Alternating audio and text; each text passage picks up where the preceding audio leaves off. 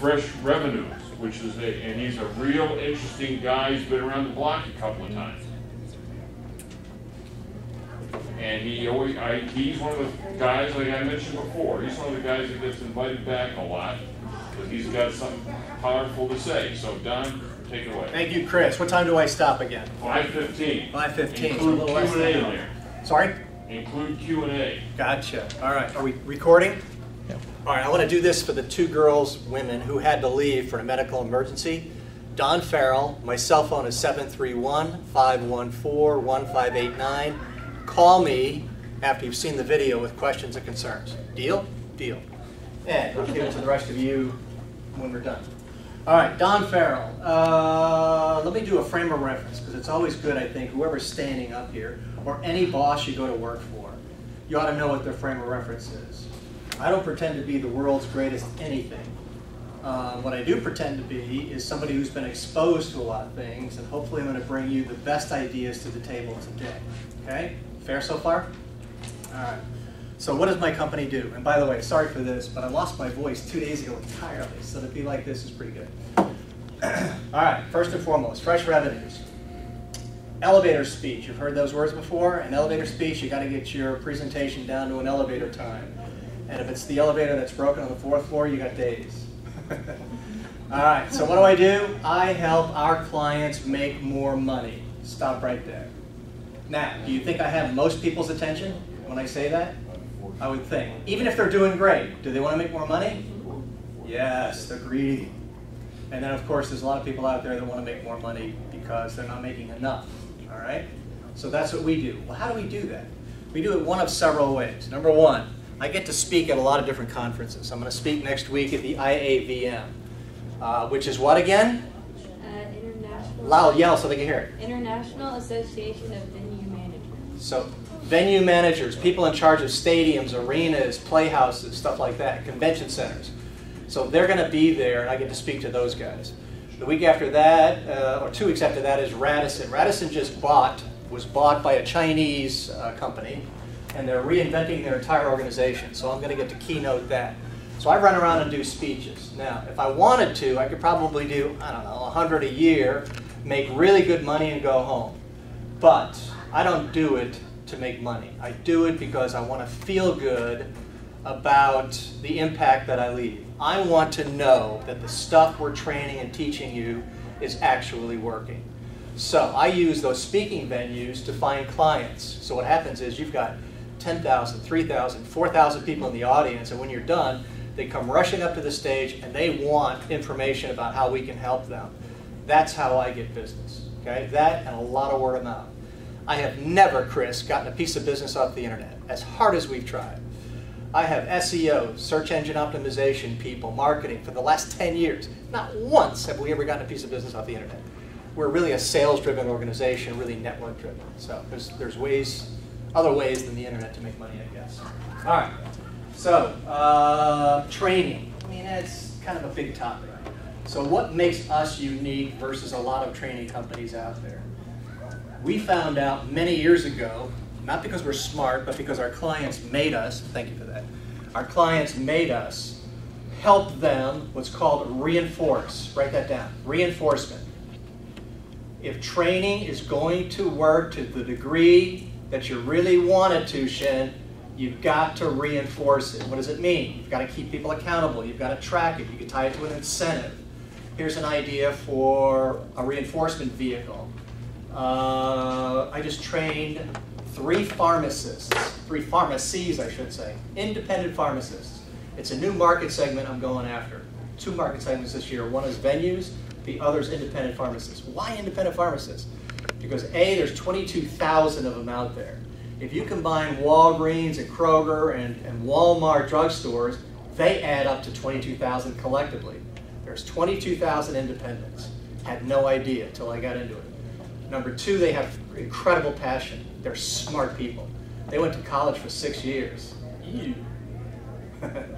And they're smart, and they're committed, and they're passionate. And I love working with passionate people. So, going after independent pharmacists, I've spent 9 hours doing this in a classroom. and then another 3 hours at dinner with the stakeholders, the people in charge. So that's why I lost my voice.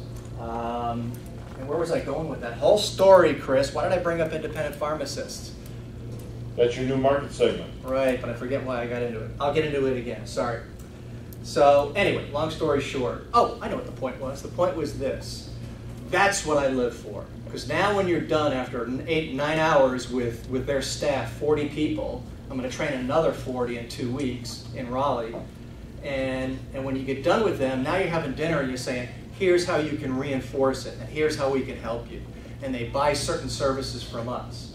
I get to stay, involved. And when I'm involved, I know they're going to follow through. Because if they're not, I'm going to call them on it. Okay? And I have to follow through as well. So reinforcement is critical. The other big reason why training fails is if the person up here fails to get your heart. Too many times training is targeting this, targeting this, targeting this to this. You got to go here, here, here. You're making $8 an hour at the front desk or in housekeeping, or 9 or 10, whatever the money is. You're not getting filthy rich.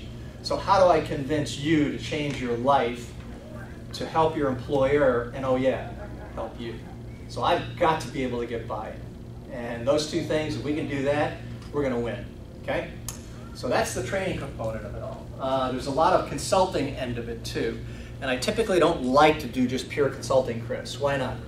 Because I learned a long time ago when I started my first company in 1986. It went on to become the largest training company in the world. It's called Signature. And I learned a long time ago that you just don't want to apply yourself to the masses like that in terms of consulting. Why? Because it always ends in divorce, Chris. What do I mean? I would go in, and the first day you showed up, they're like, man, you can walk on water. Glad you're here. And in 6 months, because they're not following through and you're dogging them, they don't want to see you anymore. It almost always ended up in divorce. Now, let's just say it was good news. We made them a lot of money. I had one hotel down in Florida where they were losing $1 million a year. An independent hotel couldn't be franchised because there was none available. These guys are losing $1 million a year. The phone call comes in and says, hey, Farrell, if you can't help us make $1 million net, not gross, net, bottom line, then we're going to turn this asset back into the bank. We're going to lose the asset. Well, to me, that's terrific pressure. It's also, we're talking about people's lives, people's jobs. So I have to help them. And we're able to do that. And we succeeded in the year to make them $1 million net, Chris. And they had 1 more month left on the contract, and they called me up and said, can we not have you come in anymore? We hit the number. We don't want to pay you another month. If you can believe it, they did that. Well, the reason they did that was, unbeknownst to me, is they were selling the asset. They could get the price they wanted because now they're making the money. So they were selling the asset, and they wanted to save a few dollars with me. That just seems to be the way to go. Training is what we love. And we can stay involved with the client in a positive way. Any questions so far? Go. So what are you training these people exactly? Great question. So who was in the last class that I sat in the back? Who? Okay, the last class. The stuff she's talking about is exactly what we teach, and we teach it differently, to be honest with you, in some areas. I would love to have lunch with her someday and just share with her our perspective on things. But we're first and foremost working with a hotel client. Let's just pick on hotels, not other industries.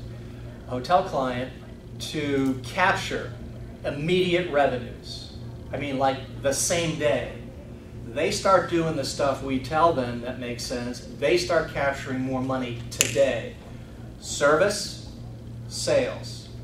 So at this Holiday Inn, take a wild guess. I don't know either. A wild guess. How many salespeople work in this hotel? 60. 60. How'd you come up with that number? I just guessed. You just guessed. All right. Anybody else have a number? 150. 150. Why do you say 150? Because there's a bunch of departments, and they say there's. And they're all in sales? No. No. How many are in the sales office? 30. Probably 3. 4, Chris? 3 or 4. Now, I'll be honest with you, you have the right answer. If they've got 150 associates working in the building, they should, but they don't, have 150 salespeople. And that's where we come in. How do we show a housekeeper who doesn't even speak English how to sell? How do we teach her how to give greater service? We can do that. We have to do that. You have to do that. if you want to maximize your ability to be A, incredibly valuable to your employer, and B, someday you're going to be the leader. You're going to be the one in charge, and you can't make a lot of mistakes, especially dumb mistakes where you're not taking a risk. Let's take a calculated risk. Okay, it didn't work. That's okay, but making dumb mistakes is not good. Okay? Let me just finish up real quick. So here I am owning the largest training company in the world. We have 343 associates. We have licensees in 44 different countries that we're training. We have well over 10,000 hospitality clients, hotel clients, convention centers, contact centers involving hospitality. And life was good. And then one day I got a wild hair and said, you know what? The world is changing and we need to develop some more customized training. And it took me a year to figure out how to sell Signature to my partners so I could start Fresh Revenues. Took 20 people with me. We started the company. There's 33 of us now. Okay? And we run around the world doing training. The U.S. Navy is our largest account. They have 84 hotels or 86 hotels all over the world. People don't realize that the military needs hotels. And these are big. These are 1,200, 1,400 room hotels. Okay? Now for frame of reference, let's talk about this. You are, as if it's a big surprise to you, are an incredible industry. Hospitality. If I wasn't doing this, I think my passion, and this is all individual, my passion would be to be in advertising, to be an ad agency, because you get to be creative, you get to be fun, you get to be in sales. And sales to me is the most fun. You want to be in sales? Yes. I was talking to them on the elevator up. Great place to be. And you know what? Every one of them should be in sales too, even if they're called a general manager or they're called a food and beverage director. If you make revenue generation your first priority, I think you're being really smart. That's how we built that training company into the largest in the world. My job was to make it rain. And if you've never heard that expression, my job was to go out and find big deals. Sit down with Hampton, negotiate with those guys. At the time they had 1,200 hotels, now they have 2,000. And go in and train every one of their hotels on site and have 6 months of reinforcement. That's a couple $1 million, okay? That's fun stuff.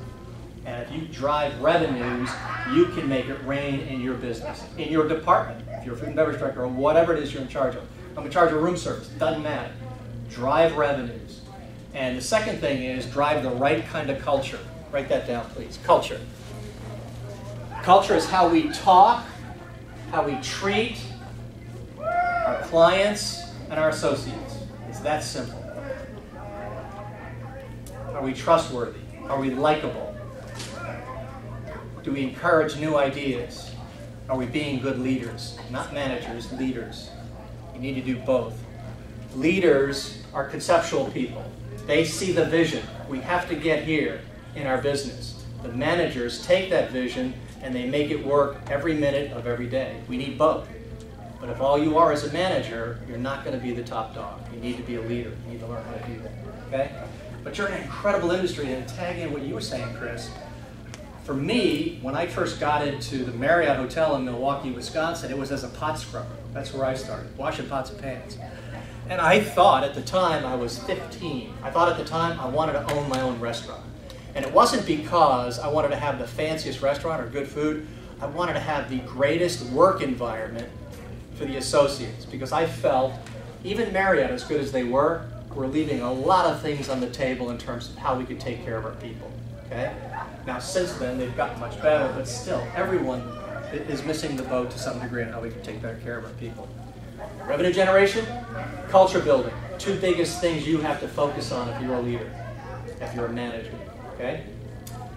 So, here I am. I think I want to be in the restaurant business, and now I wind up in the dining room. I'm waitering, I'm maitre d', I'm doing wine steward, and there's people, Chris, that were laughing and drinking and eating all the time in the restaurant. They're employees. What do we call them? What job do they have? Laughing and drinking and eating. Breakfast, lunch, and dinner. Salespeople. I want to be in sales. I could do that job. I can drink. 15. I can eat. I can talk to people. So I wanted to be in sales. But I'm in the dining room. It's hard to get someone in a hotel to say, hey, I'm a waiter, I'm pretty good at it, or wine steward, or whatever it was I was doing, to make my way into the sales office. It's just not a natural progression. If you work in housekeeping, natural progression is not to get into sales. So physically, I wanted to get closer to the sales office because I thought I stood a better chance of getting the job I wanted. So I went from making like, I don't know, $14,000 a year, it's a long time ago, $14,000 a year to making like $9,000 as a bellman. And I had to make up the rest of it in tips. But I took that job, again, to be physically close to the sales office. From bellman, front desk, and I hate this word, clerk, but that's what they call this, front desk supervisor, front desk manager, and now I'm being recognized as somebody who could sell. And that's how I wound up in the sales office. 5.5, almost 6 years after I started as pot scrubber, okay? That's the other point I wanted to make. We are in an incredibly transient business, meaning a sales director who's worth their salt, if they're able to move physically, is trying to move every year, every 2 years. They get bored. They want more of a challenge. So those jobs keep opening up. Turnover at the front desk of our hotels is 144%. Okay? So if we fix that, then we're worth some money, right? So the point is, you may have a vision. I'm going to ask you what your vision is if you don't mind sharing. You may have a vision of where you want to be in this business. And then again, maybe you don't. That's okay. But when you get into a hotel, you can kick the tires of all these different departments. What was Peabody doing? Having a work day to talk about different jobs? What did they do? Recruitment reception. Okay. Take a look at that, especially a Peabody that's willing to move you up and move you over, okay? All right. Everyone know who you are, Frank? Yeah. Okay, cool. We get rock star in the house. No, he's up there. All right, your turn. You want to be in sales, is that right? Yes. Why? Because I want to bring more business to the company that I'm working for to grow them. Good move. Venues. Why venues? I'm going to get you in a second. Why venues? Well, originally I wanted to work, be a venue manager or event coordinator for a sports organization or like a sports venue, but now it just kind of opened up to like any type of venue. Okay. I picked that because like going like Minglewood here and like places like that kind of all like in this area, I just love like seeing all these different kind of artists and all the other things that happen in those buildings. And I just want to be It's fun. It's creative. It's fast-paced. No 2 days are alike. Yeah. You like that? Mm-hmm. Me too. Kathleen, write her name down. I'll get you in touch with her. She's doing what you want to do right now in Atlanta. She'd spend time with you. Why? Because I'm mentoring her. I've got a lot of hours invested in her. She'd do it for you. Please. I want to be a chef. You want to be a chef? My dad wanted me to be a chef. I was like 5'9", 109, and I said, Pop, I don't see skinny chefs, man. So, but I love that job. That was a job I had a vision of. I was a sous chef. What's a sous chef? He's like the number 2 guy. Woman's the number 2 person in the kitchen. Yeah. So excellent. Anybody else? Go. I want to be a wedding planning, like Wedding planning. resort. Always 1 or 2 a class, which is great. You may get into it and say, oh, this isn't what I thought it was. Cool thing is you can move over to some other hospitality That's the discipline. thing. Before like my junior and senior year, I talked to the lady that works at, have you heard of Hartwood Hall in Raleigh LaGrange? Yeah. So I interned there, and I interned for a while, and I loved it. I fell in love. Yeah. So I decided, well, hospitality would be good for that. Excellent. If you do go that route, write down Maggie Louise. Maggie Louise. It's a bridal shop in Collierville. My son and daughter-in-law own it. They have the best service of any business I've ever seen in my life, not just bridal. And they're tapped into all those resources. Okay? You have no idea who you're running into and how they can help you. So when Chris says, hey, open house, good idea to send, do all that stuff. Some may be a wasted trip, but you're gonna land a gold nugget, man, when you start getting out there and really put your ear to the railroad track and start hearing what's out there. You're gonna get some offers. Cool? Anybody else? One more. Go. I want to be like an event planner for like a non-profit. Like, Okay. Excellent. For like St. Jude or something like that. Now, I know some of those people. Really? We train all the domiciles, the 3 domiciles for St. Jude, pro bono. So it's a cool thing. So we can help you. So anyway, you can move up fast. Okay, here's another point I wanted to make. Let's just say you're in the hospitality world for 10 years, okay? And now all of a sudden, you're going to see that the world, not just hotels, is looking for those hospitality skills. Huh? I mentioned independent pharmacists I trained on Monday. They want hospitality training. Guy calls me up and says, hey, Farrell, I own 300 Shell stations, gas stations. I need hospitality training, because he's inventing a brand new gasoline gas station concept. And they're going to make money not selling gas. They're going to make money by selling you on coming into their C stores, convenience stores. They call them C stores for short. They want hospitality training. Don Farrell, hey Don, this is JD Power. I saw you at the conference. I want to partner with you on an RFP. What's an RFP? Request for proposal. Big deals. We'll do what's called an RFP to canvass the marketplace to see who can take care of their needs, okay? So we want to do an RFP to have you train all of the Audi car dealer service departments. And the question to you, Don Farrell, is, can you train those people to be concierges at a 4-star hotel, even though they work at a car dealer? Pretty cool? Your hospitality skills are in demand. Hospitals want you. Assisted living wants you. Smart people want you. And Frank, I saw a description of hospitality not long ago. It's taken me all these years to hear this. I wish I would have known this a long time ago.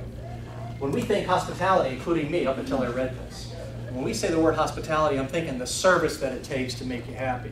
And this gentleman's point was, no, it's not. Hospitality is the want to serve. It's a heart-driven thing. I want to help people. I want to serve. Now, you learn the skills on how to make that happen tactically and strategically. Now you're delivering higher levels of service. Make sense? It was kind of a whack on the side of the head for me. It's really simple. Hospitality. The want and desire to serve. Period. Pretty cool? So, get into hospitality. You're in it. Stay in it. Because even if you don't like what you're doing 10 years from now, your skills will be in demand. All good news so far? Okay, good. All right, any questions anybody has so far? Anybody? You're sophomores for the most part, true or false? No? What are you? Junior? Sophomores and juniors? Freshmen? How'd you get in here? Glad you're here. Any questions from you guys about something relative to you? Shin? Nothing? All right. Sometimes these classes, Chris, like to hear how I got started, how we made it grow. Is that what you want to do now or something else? I'm perfectly happy with Okay. with your choice, man. If you want to All tell right. them where you came from. You got it. Tell them about your days of holiday. Sure. The glory days of Holiday Inns. Ironically enough, I'd worked for Marriott, and Marriott was stealing a lot of the Holiday Inn people because we were trained well. And these were the days when there was only like 18 Marriotts, if you can believe that, and full service. And there was no Courtyards, there was no Fairfield, no such thing. It was like 18 full-service hotels. We were one of them. So Holiday Inn paid me like $1,500 more a year, which was huge dollars, to go to Minneapolis in an outbound sales office. What does that mean? That means we had 10 Holiday Inns in Wisconsin and Minnesota. My job out of Minneapolis was to sell Minneapolis business to those markets, feeder markets, okay? And Minneapolis is a corporate playground. General Foods, General Mills, a lot of Control Data, a lot of Fortune 100 companies, 500 companies are headquartered in Minneapolis, okay? So here I am working for Holiday Inns, and now I go to Chicago 4, which was a city sales office for Holiday Inns. In these days, if I called you up as a potential client, hi, Don Farrell, I work for the Holiday Inn Chicago 4, I got what?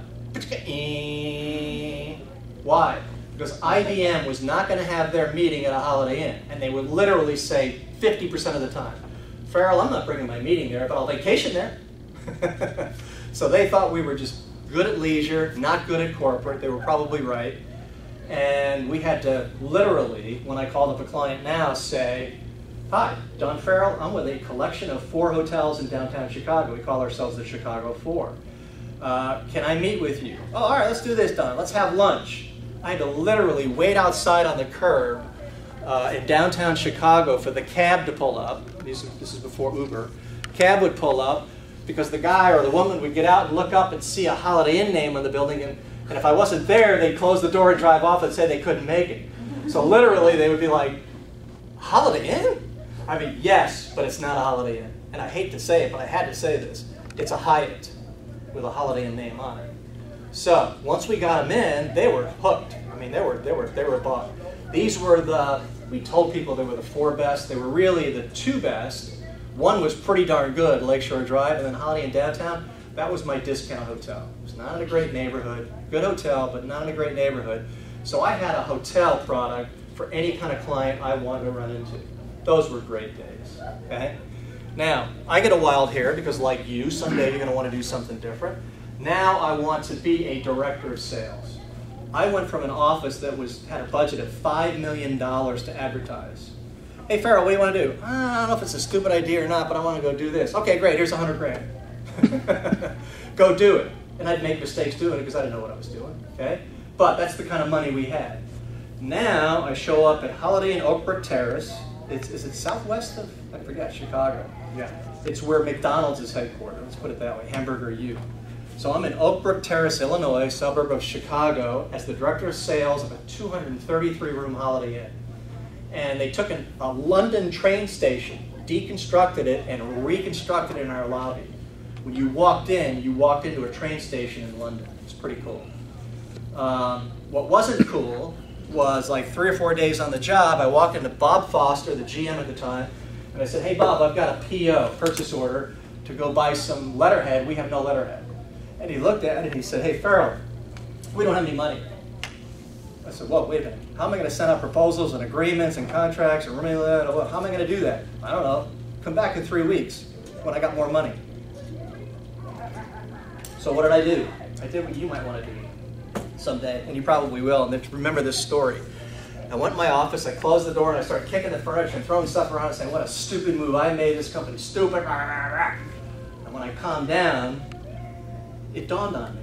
Here I was working for the 4 best Holiday Inns in the world, and the truth is this. When they walked in the hotel, I was a glorified tour guide. Look at this carpeting, custom made. We got racquetball courts, we got indoor tennis courts, we had all that stuff. And it was easy. They went, tour guide. Now, I'm at a hotel that has to be sold.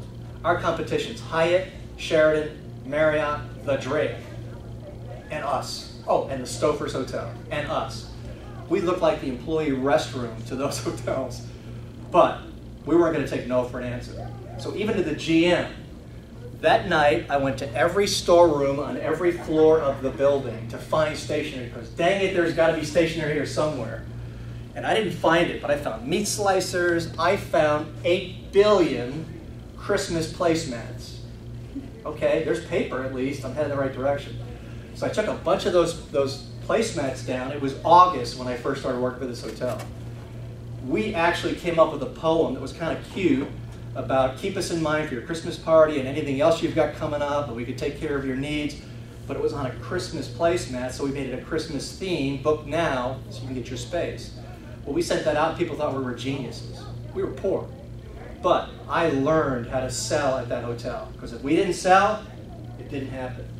Write this down, sales director. Nothing happens until somebody sells something.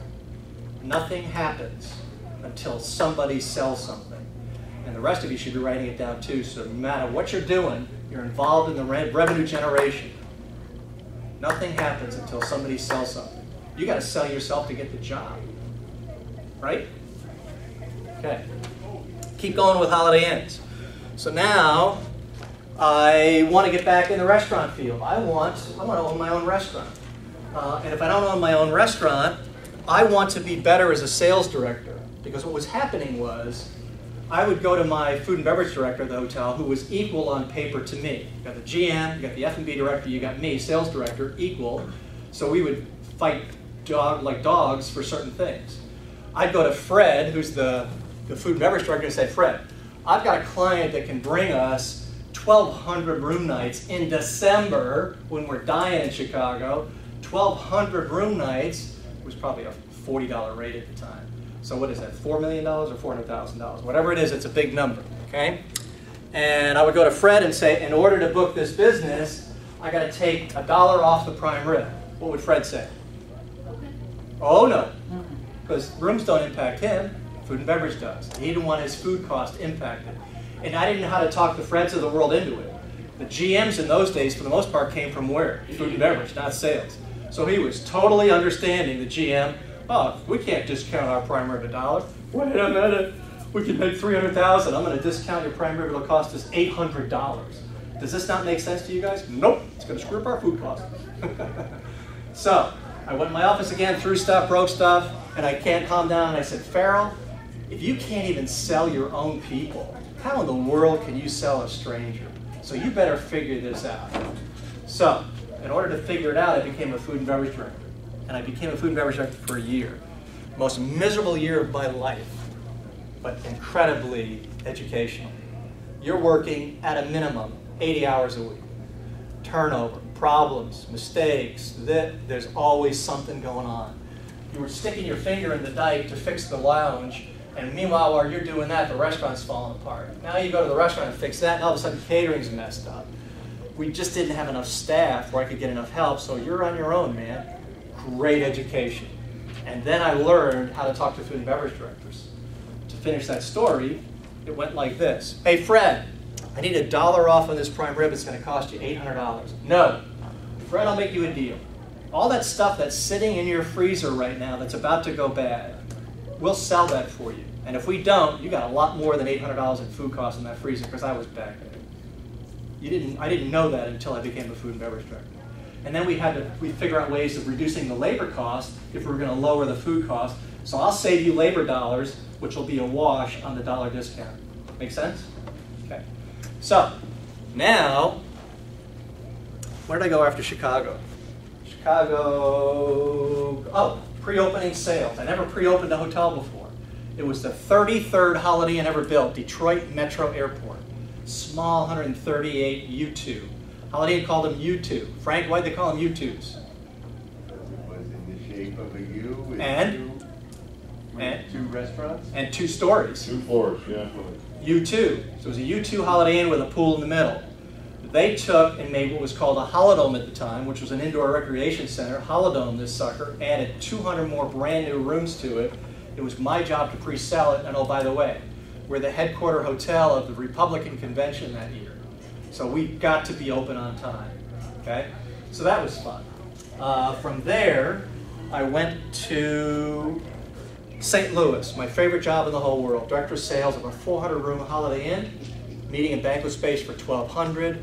Again, we're selling against Marriott, selling against Hilton, selling against Hyatt.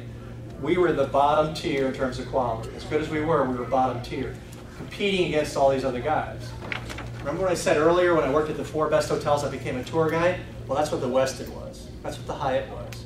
And if a client were to sit down with them and say, well, we're considering 2 hotels, your Westin and the Holiday Inn, the salesperson would literally say, Holiday Inn? They couldn't believe it. Like, why would you dare put that in the same category as us? Okay? So, again, you learn how to sell. Regional sales director, from the director of sales position to regional. Now I've got 34 hotels where people, multi-unit, are reporting to me in a dotted line. Their straight line was the GM at the hotel. Dotted line to me, because I was focusing on the sales. There was a guy next to me, Craig Poole, who you guys have to meet someday. He is just kicking it at Reading, Pennsylvania at a DoubleTree. He is winning every award in the Hilton system. Phenomenal guy. He's the mayor of the city, basically. Craig Poole was my counterpart in food and beverage. We had HR, we had front desk, we had legal, we had construction, we had housekeeping. All these bodies running around as resources to help our hotels. And we combined with the Baltimore office, became a DC office. Now I've got 60 hotels I'm responsible for. Left the brand to become more entrepreneurial minded. I'd always worked for a corporation. Now I'm working for an owner. And just so you know what the world is like, in case you got rose-colored glasses, but don't let it get you down. This is what happened to me. I have 6 Sheraton Convention Center hotels that I'm responsible for. I have 50-something, so 6 is like cakewalk, right? So our biggest challenge was our biggest hotel, Sturbridge, Massachusetts. And it was my job to get that hotel turned around. And every month we're meeting in the executive committee meetings, And every month I'm hearing an update on how we're doing. And after about 10 months of being there, the owner came in and said, boy, I thought you were good. We're still losing $1 million more, less than we were doing last year at that hotel. What are you doing? What's happening with you? I'm working my fanny off. I'm doing anything and everything I could possibly think of. One day, I'm out having dinner with the CFO in the company, Chief Financial Officer, and Ray says to me, how you doing, man? I said, not good. For the first time in my life, I'm beaten. I don't know what else to do to turn this hotel around. Ray had one too many Scotch and waters, thank goodness, that day. Something bad happened in the future, but that day, he said, hey, Farrell, you're an idiot. I said, why? He said, you're not $1 million behind last year, because this was not a corporation. This was an entrepreneur. So I didn't get to see the books. I didn't get to see P&L statements. They just gave me the numbers. You're $1 million over last year. Not short, you're over last year. You guys are kicking it. Why would the owner come to me and beat the snot out of me on a bogus number? That was the way he managed people. Is that the kind of culture you want to work for? Is it? Me either. Somebody that dishonest. So I left that job to become VP of Sales and Marketing of a hotel company based in Memphis. Ironically enough, Holiday Inn's tried to get me to come to Memphis for many years. And I resisted it because when you go into a corporate environment, there's too many politics for me. You're doing things not for the right reason. I would literally get phone calls, Frank, saying, hey, it's me at the corporate level. I'm having a disagreement with so-and-so, and I need to know whose side you're on. And when he told me the situation, I said, I'm on the other guy's side. I won't forget this, Farrell. And now they have it in for you. Okay? So it was too political for me. And it's not just Holiday Inn, they're all like that, to some degree. So I decided to start my own company after getting here in Memphis for a year as VP of Sales and Marketing. And there was another entrepreneur that he and I didn't see eye to eye and didn't drive the right kind of culture. So that's when I started my own company in 1986. Because I want to be my own boss. And 6 months after being my own boss, I had 10 clients. How many bosses did I have? I have 10 clients. How many bosses do I have? 10 clients. You don't have any, you run your own business. You got 10 bosses. I have 10 people I'm reporting to. I thought you said those were clients. They are. They're called clients. They're my boss. Because if you don't make them happy, then they don't want to pay you anymore.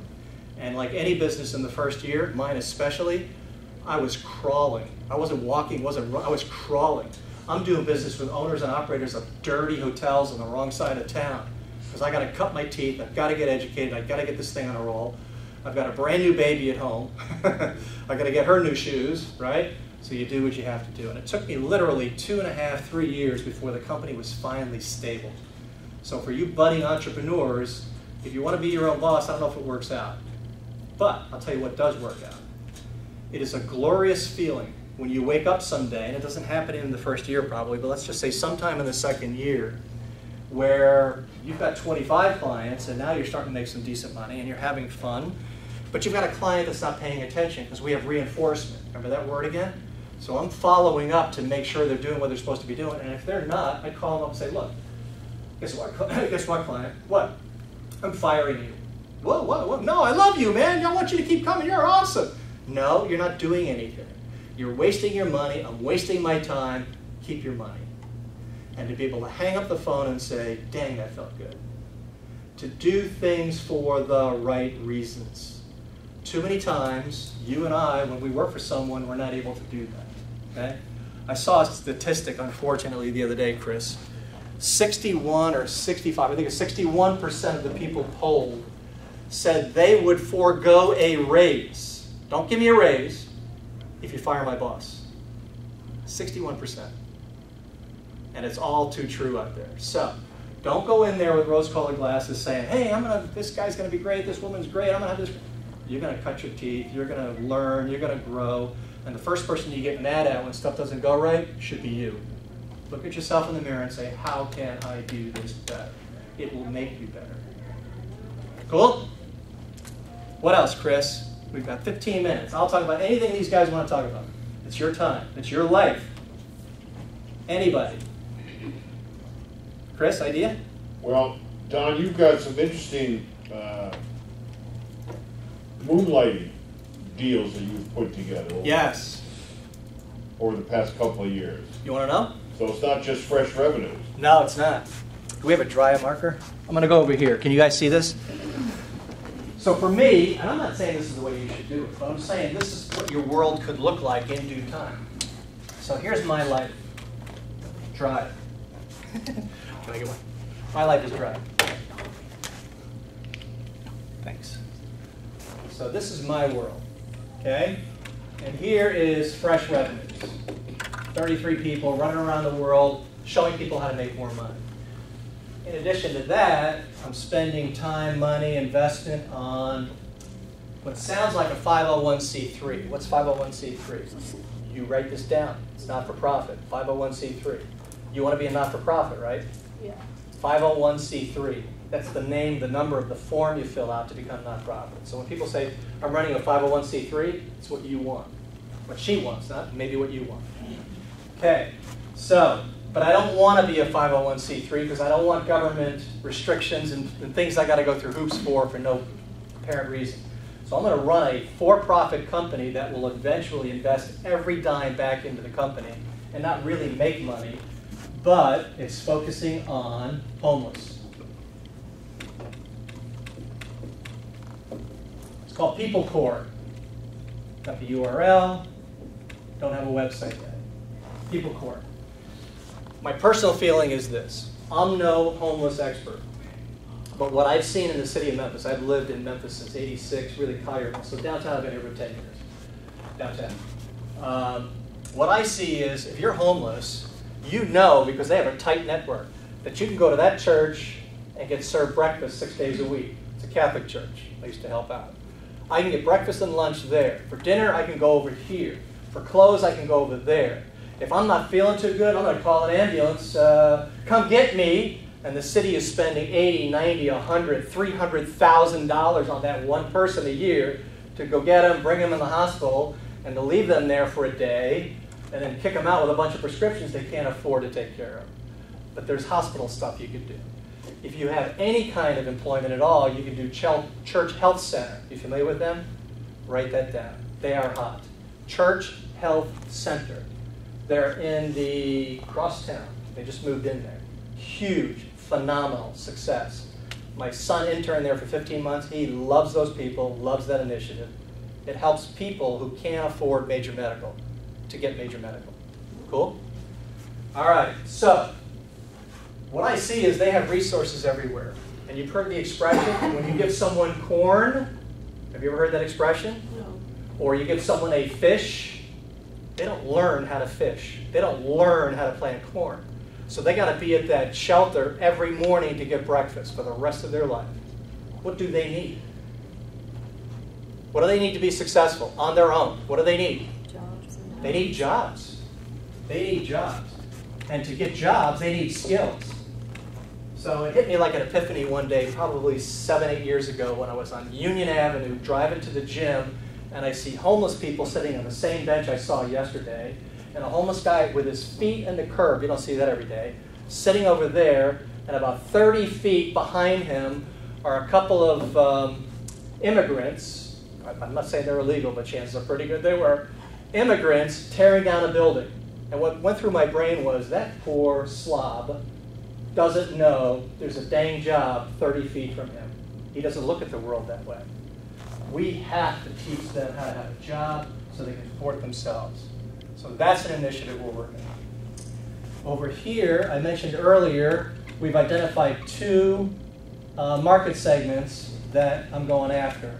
Independent pharmacists and IAVM, the venue people. This one came about because I was sitting around going, huge facilities, big budgets, lots of people, lots of sales, lots of service, right up our alley. This one found me, independent pharmacists. I got a call from a hotelier that I hadn't talked to in 2 years. He said, Farrell, we want you in our group.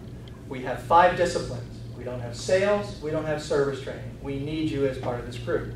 Well, they've been working on independent pharmacists for 2 years. They could get me educated fast, and they did. Okay? So, working on new market segments.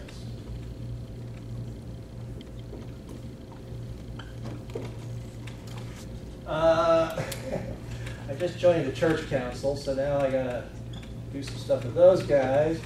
And then I'm the president of the HOA, homeowners association in my building. And then, oh yeah, let's enjoy life. Okay? I'm not the guy you want teaching work-life balance. I'm the worst guy when it comes to that. But I love what I do. I've got the world's greatest job. The older I get, Chris, the more ADD I get, and I like it. I like it. I like being in a classroom literally 9 hours with pharmacists, having dinner that night for 3 hours. The next morning you're on an airplane, but you're taking 3 conference calls from Radisson and others. And on Wednesday you're constructing the stuff they need. And oh yeah, I got a phone call from the convention center. We're ready to start doing some stuff, Kevin Kane. So every day is different for me, and I love it, love it, love it, love it. If you like that world, you're in the right business because it teaches you how to multitask. How many of you have been a waiter or a waitress before? It's a great job. And if you're like me, what happens is, I'm this age now, 61, and I won't go into the kitchen until I pick up stuff that has to go into the kitchen. I won't go back in the living room until I bring the laundry to go, see what I'm saying? And waiters and waitresses, you learn that. You do it, you don't even know you're doing it. But it teaches you how to multitask. And man, we need that. You need that today. Keep doing it, okay? And eventually, your life looks something like this, okay? Fun, impactful, cool stuff, for me at least. Cool? Cool. Anything else? Any other questions? We have 10 minutes. Frank, do you have a question? Give me a good question, Frank. I'm expecting them to have good questions. I'm not getting them. Come on. Sophomores, juniors. What do we got to wait for? Seniors? Come on. Go. So with salespeople, do they always do they tell white lies or does everything? Oh, great question. Did you hear the question? No. Do salespeople tell white lies? Yes. What's interesting is, if I'm training an $8 an hour employee how to sell, their brain does this. I can read their brain. They say, oh great, somebody I can't stand, a salesperson. What is their vision of a salesperson? It's the guy who sells paint at Sears. It's the woman who sells shoes at JCPenney. It's the cable company. It's Verizon. It's all these salespeople that are not good models. So they're like, that's the last thing I want to go do. So I have to position it differently. And to me, this is the absolute truth. But I gotta do the mind shift. And the mind shift goes like this. We're here today, $8 an hour employees, to learn how to deliver higher levels of service, how to communicate at a higher level, how to be truthful, how to be caring. I think you care, but let's learn how to communicate the care in our actions and in our words and in our tone. You guys good with that? And most $8 an hour employees are good with that. And oh yeah, when you do that, what's going to happen? You're going to sell some stuff. They're okay with that definition. Most salespeople, never, ever, ever lie to someone. Don't ever do that. Leaders are asking their employees to lie to their customers, to their clients. Not very smart. Because you as an employee are going, you're asking me to lie and fib and tell a tale. I wonder how many tales you're telling me. You want to work there? Again, culture, okay? So too many salespeople are not good salespeople. They don't care about you. They don't find out what's important to you. They don't really try to help you. They don't look at you as the lifetime. If you bought a car from me, I don't want to sell you one car. I want to sell you 12 cars.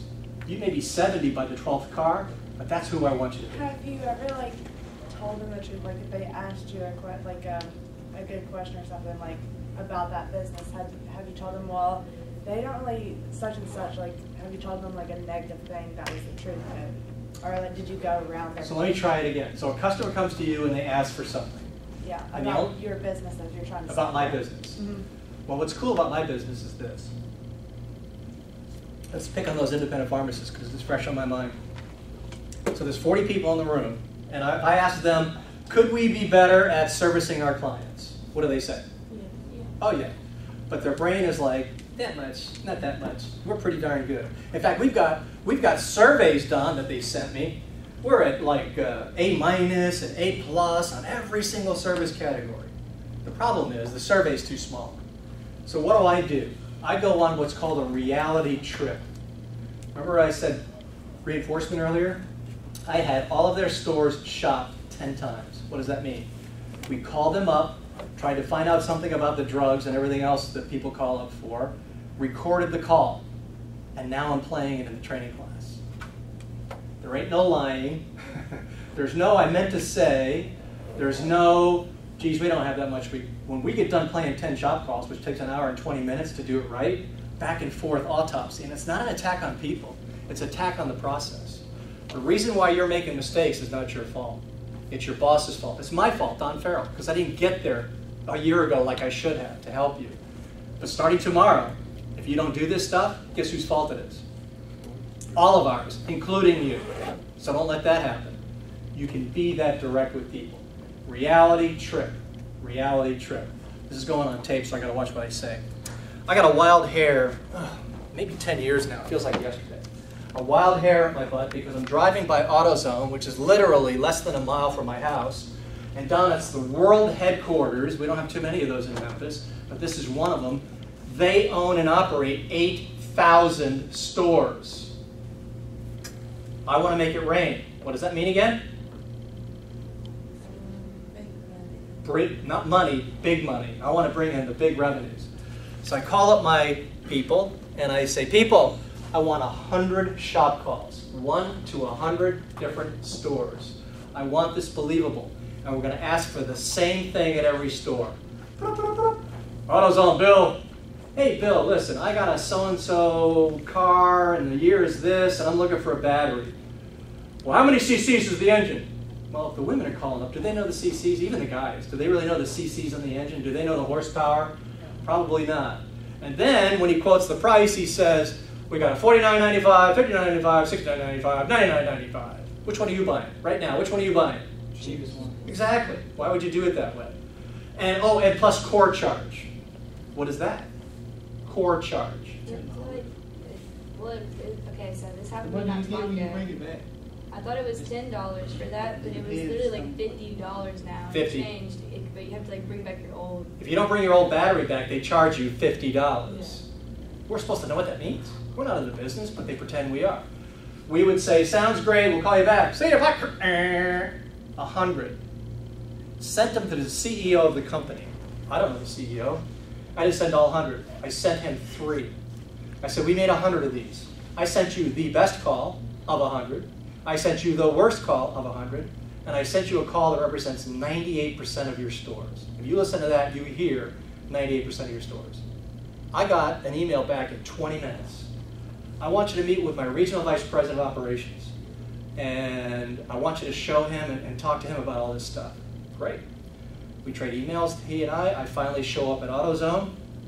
And it was a scene out of a movie. And I screwed up right from the get-go.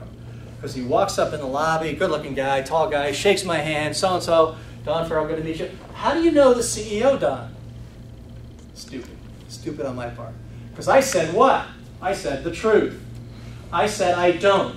I sent him an email. He literally did this. It was like out of HBO. He went, oh, you don't know the CEO. No, I don't. Okay, Don, I know you said you needed an hour, but I really have to get out of here in 20 minutes. This guy blew me off that fast for the wrong reason. I didn't know the CEO, so if he doesn't have to worry about it, let's just get this over with so I can say I had a meeting. That's corporate America. That's what you run into. Long story short, I was in that meeting room off the lobby for 3 hours with this guy. He couldn't get enough of the calls.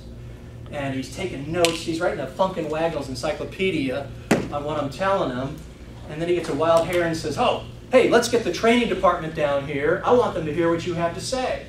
Calls this poor guy, who had no clue what he was walking into. Shows up. He's sitting at the head of the table. The VP of Ops is sitting here. I'm sitting here. And I say to the guy, here's what we did. And on these calls, we're hearing people say this. What do you really want them to say? And this guy says, I have no earthly idea. In my mind, this guy just got fired. And I didn't want to get a guy fired. So I said, I don't know either because I can't spell automobile yet, but I can spell hospitality. And if this were a hotel, this is what we would do. Does that work for you? He said, yeah, I guess. He and his whole department got fired about 3 weeks later. I'm not saying that was the only thing they did wrong, but that didn't help. Okay? And to this day, I'm still chasing that account. I'm going to get them before I die. I'm going to get them before I die. Because they need us. All right. Questions? Anybody? You got one more shot. Don, anything? Observations, questions, career advice. All right. Put my email down and my phone number if you ever need anything. Because typically what I get are 3 or 4 of you sending me an email afterwards, which is great. I wish more would. Don at Fresh Revenues, plural. And don't ask me how to spell revenues. .com. Cell phone 731-514-1589. Name of the company is Fresh Revenues, Don Farrell, Farrell. If I can help you, I will. I have 2 calls tomorrow afternoon. People looking for jobs that want to be in Memphis selling. I don't have a job for them, but I'm willing to help them. I'm willing to help you. Okay? Cool. How many people learned something? Raise your hand. That's pretty cool. All right, let's hear it for Don. How's our girl? She's down here, she's feeling better.